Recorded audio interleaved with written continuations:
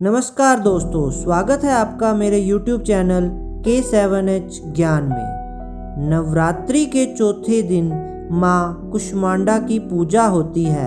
माँ के इस रूप को लेकर मान्यता है कि इन्होंने ही संसार की रचना की है। इन्हें दुखों को हरने वाली माँ कहा जाता है।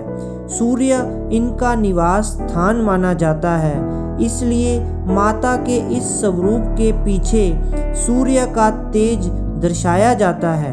इनके 8 हाथ हैं और सवारी शेर की है।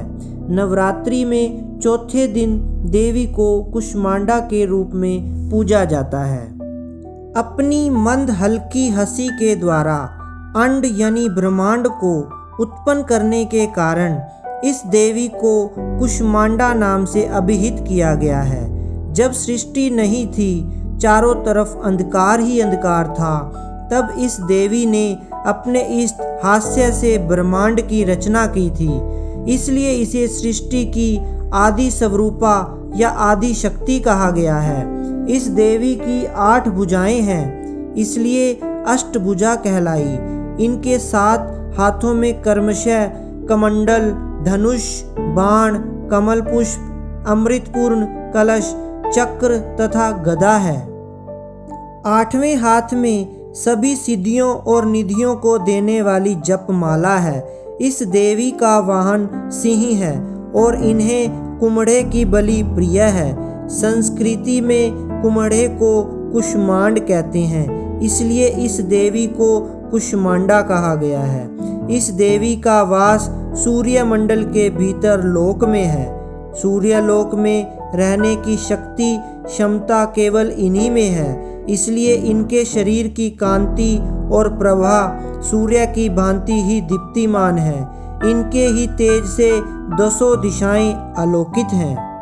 ब्रह्मांड की सभी वस्तुओं और प्राणियों में इन्हीं का तेज व्याप्त है। अचंचल और पवित्र मन से नवरात्रि के चौथे दिन इस देवी की पूजा आराधना करनी चाहिए। इससे भक्तों के रोगों और शोकों का नाश होता है तथा उससे आयु, यश, बल और आरोग्य प्राप्त होता है। ये देवी अत्यल्प सेवा और भक्ति से ही प्रसन्न होकर आशीर्वाद देती है। सच्चे मन से पूजा करने वाले को सुगमता से परम पद प्राप्त होता है। इस देवी का नाम कुष्मांडा कैसे पड़ा? कुष्मांडा का अर्थ होता है कुम्हड़ा। माँ दुर्गा असुरों के अत्याचार से संसार को मुक्त करने के लिए कुष्मांडा अवतार में प्रकट हुई। पौराणिक मान्यताओं के अनुसार इन्हीं ने पूरे ब्रह्मांड की रचना की है।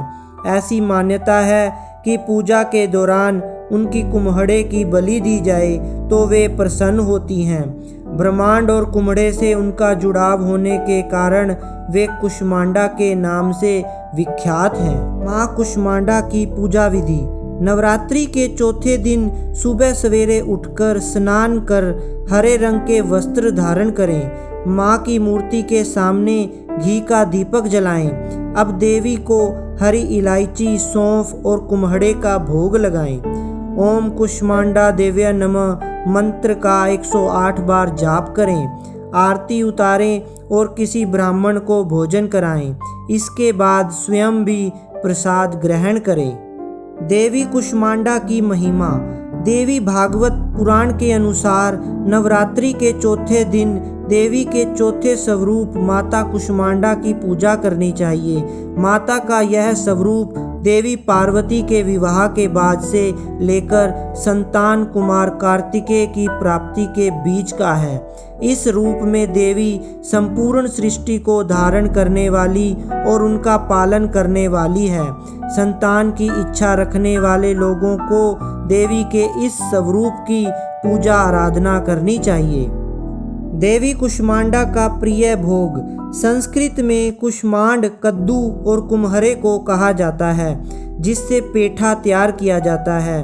देवी ब्रह्मांड के मध्य में निवास करती है और सभी जीवों का संरक्षण करती है। इनको कुम्हरे की बलि सबसे प्रिय है। कुम्हरे से बना पेठा भी देवी का पसंदीदा है, इसलिए इन्हें प्रसाद स्वरूप पेठे का भोग लगाना चाहिए। देवी कुष्मांडा की आराधना करने से आराधकों के सभी रोगों शोकों का नाश हो जाता है।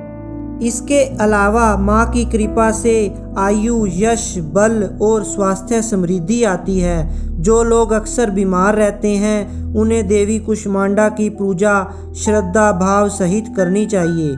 नवरात्रि में रोज की भांति सबसे पहले कलश की पूजा कर माता कुष्मांडा को नमन करें। हो सके तो माँ कुष्मांडा की पूजा में बैठने के लिए हरे या संतरी रंग के कपड़े पहने। माँ कुष्मांडा को जल पुष्प अर्पित करें और उनसे कामना करें कि उनके आशीर्वाद से आपका और आपके स्वजनों का स्वास्थ्य अच्छा रहे। देवी को पूरे मन से फूल, धूप, गंध, भोग चढ़ाएं। इनके भोग में हलवा सबसे शुभ माना गया है। इस देवी को लाल वस्त्र, लाल फूल, लाल चूड़ी अर्पित करनी चाहिए। आप सभी माता के भक्तों को अगर ये वीडियो पसंद आई हो और आपके लिए उपयोगी लगी हो तो प्लीज़ इसे लाइक, शेयर एंड सब्सक्राइब ज़रूर कर दें। Thank you.